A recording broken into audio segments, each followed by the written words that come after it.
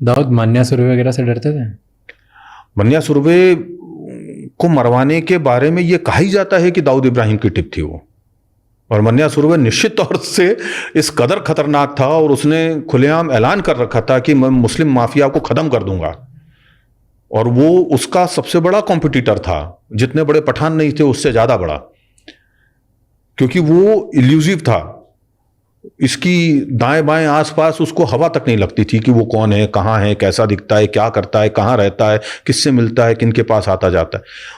उसके पीछे एक लंबी स्ट्रेटजी के तहत उसको इन्वेस्टिगेट करवा के, उसके पीछे खबरी लगा के, उसकी इंफॉर्मेशन निकाल करके पुलिस को दी गई और उनने जाकर के एनकाउंटर किया। ये कहानी किस्सा दुनिया बताती है आज भी, हमने भी ये बातें सुनी हैं। मेरा कोई फर्स्ट हैंड एक्सपीरियंस नहीं है, लेकिन मैं जिन इन्फॉर्मेट से मिलता हूँ, जिन पुलिस ऑफिसर से मिलता हूँ, या जिन अदर ये कहना चाहिए कि गुप्तचरों से या जासूसों से मिलता हूँ, उन लोगों से हमें ये खबरें मिलती हैं। अरुण गवली से डरते थे? नहीं, अरुण गवली वगैरह से कोई खौफ का नहीं सिलसिला था। अशोक जोशी से जरूर उसको खौफ था, डर था, इसलिए बाद में उसने अशोक जोशी को भी मरवाया।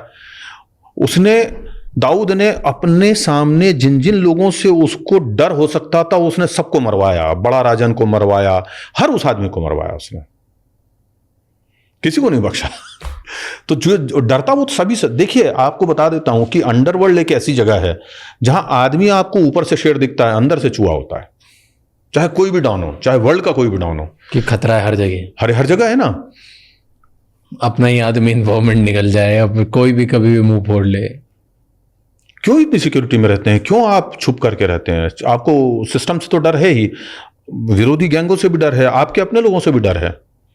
क्योंकि आप भी जिन सीढ़ियों को उलांग करके वहां पहुंचे हो, या जिनको काट के आप पहुंचे हो, ऐसा हो सकता है ना कि उसी चीज को, उसी घटना को, या उन्हीं बातों से और करते हैं सबक लेकर के कोई आपके साथ गेम कर जाए। वो कोई भी, ये जो सारे क्रिमिनल्स हैं, सारे डॉन्स हैं, इंक्लूडिंग दाऊद, ये लोग फिजिकली स्ट्रांग थे कुछ कि कोई पठान गैंग था?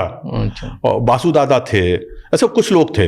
दाऊद नहीं, दाऊद वगैरह सब, ये सब मेरे आपके जैसे सामान्य लोग हैं। अरुण गवली बस लोग थे और इनके गन्स थी इनके पास।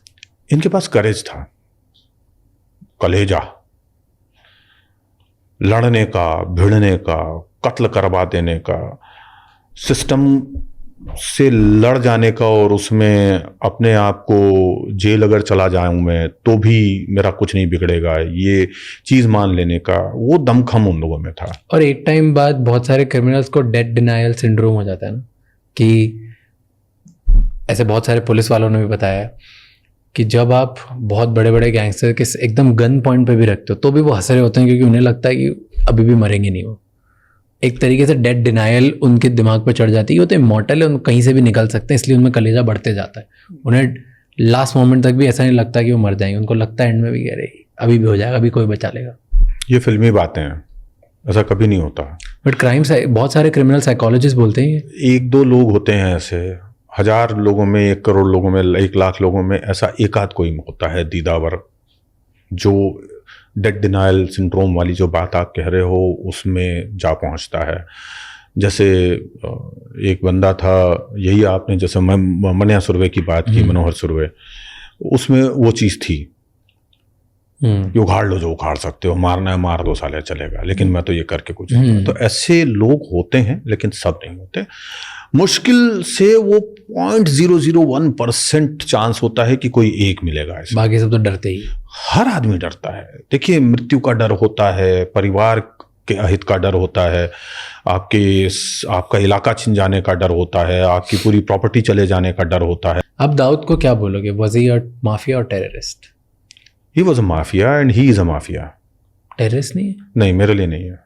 क्यों? क्योंकि इसीलिए तो भगे वो टेररिज्म का उनके ऊपर claims and that's why he lost. आपने चार्ज लगाया है ना, प्रूव कहाँ हुआ है?